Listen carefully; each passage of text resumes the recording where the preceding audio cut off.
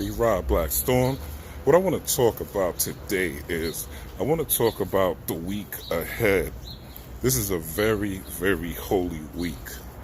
This particular week, we just had Palm Sunday yesterday, right? And we know we are off Christianity.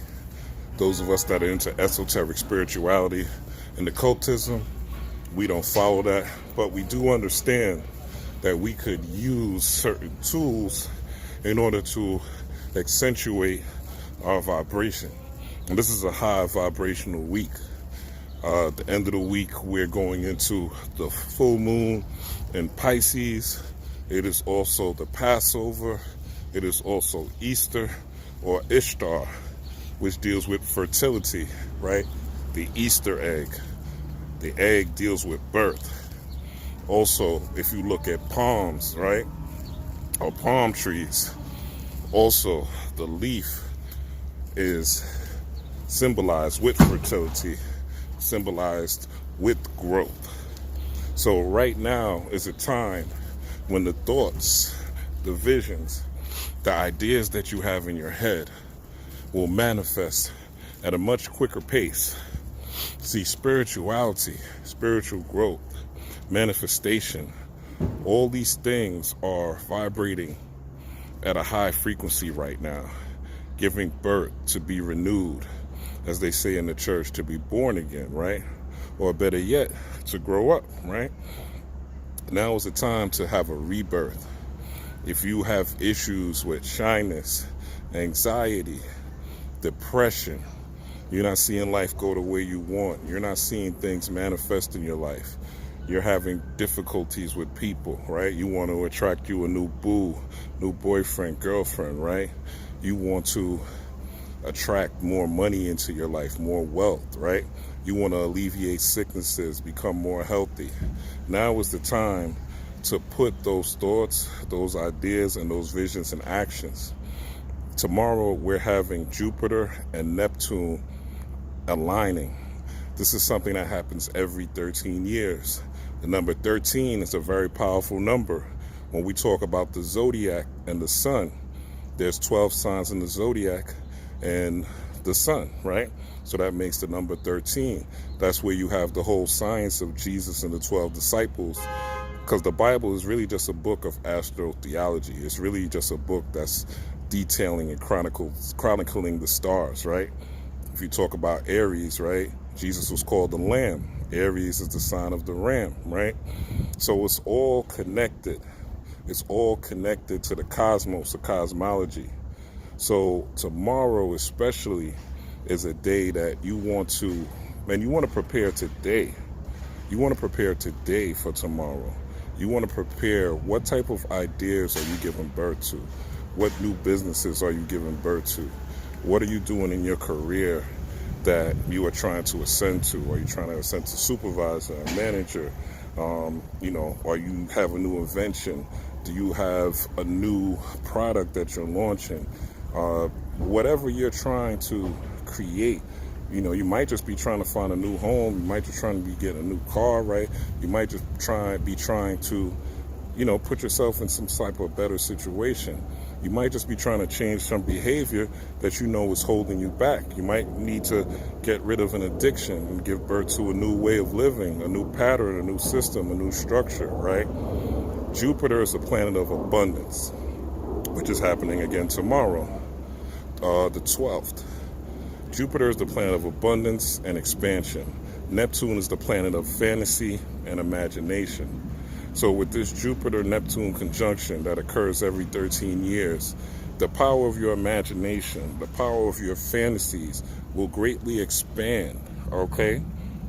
Will grow, will greatly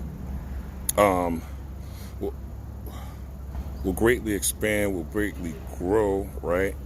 You will have more the opportunity for your thoughts to become reality much more easier if you are able to use the energy of the day tomorrow.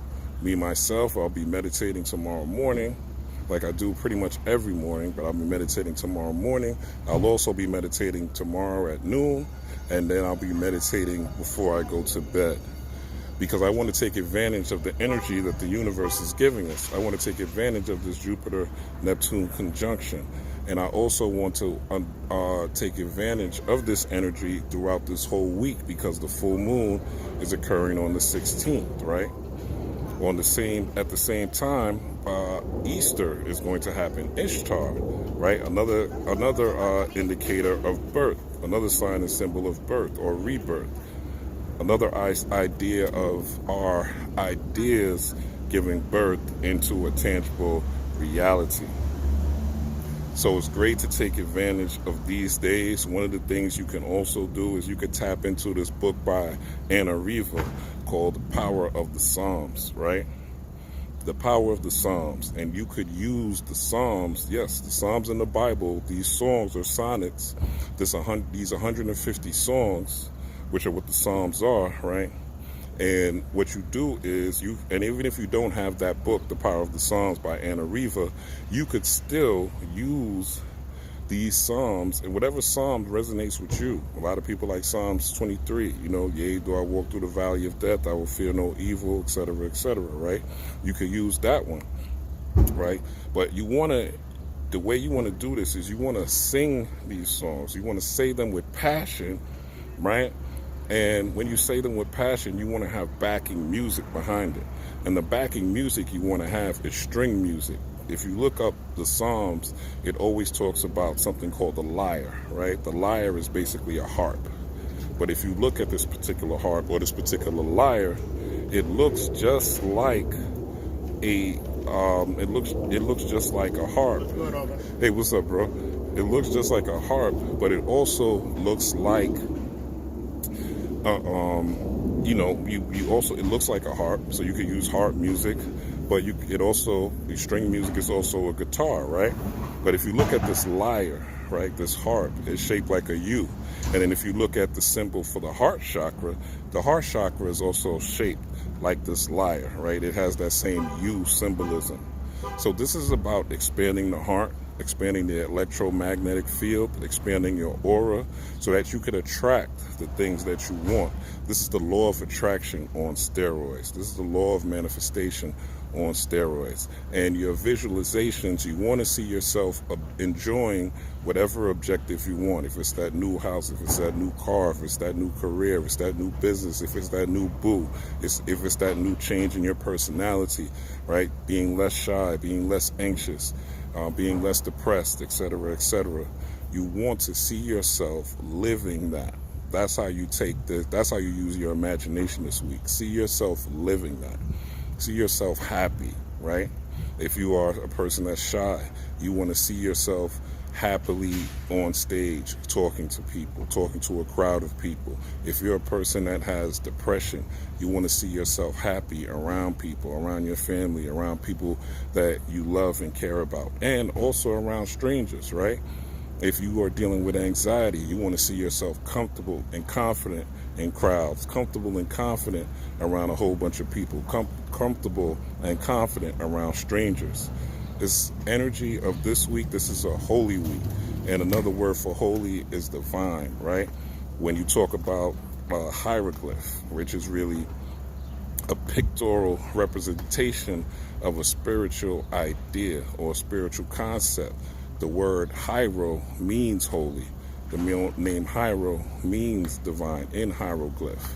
So it's a divine glyph, it's a divine picture. So you want to create these divine pictures in your mind. Don't need to light any candles. You can do that if you want. You don't need to use any herbs. You can use that if you want. But this week, it's really about putting mind to matter, right? And again, if you could use these psalms over string music, it'll help you prepare. It'll help you not only prepare, but it'll help you propel these ideas into the universe so that they could boomerang back to you. There's a law called the law of cause and effect. That is part of the Kabbalion. That is part of the laws of thought or the laws of Tahuti. So when you put out an energy, you have to expect to receive it back. That's what this whole magical thing is about. putting something out, right? Making and guiding intention and chaos knowingly. Manipulating and guiding intention knowingly. Magic. Okay? So that's what we're doing. We're going to use the energy of the cosmos. We're going to use this so-called lucky day of tomorrow, May 12th, and we're going to power our imagination with joy and peace. Okay? All the answers to everything that you have an issue with is within you. You just have to tap in to you in order to receive the guidance, the inspiration, and the intuition that you need, so that you could get these downloads, so that you could get these ideas, so that you could get these people that will help you out of nowhere. Okay? But if you're not going to do the work, then you can't expect to see anything. So if I were you and you were me, I would start with these Psalms today. Again, play them over string music. Alice Coltrane has a great song called Isis and Osiris. Okay? Great string music. Put you in a high vibration once you listen to it. And you could meditate to that. You could visualize to that. You could say your Psalms to that, right? So let's tap into these frequencies. Let's tap into these energies of these days. Again, the full moon is coming up, so that'll be a great way to set yourself up for the new moon, for the full moon, rather.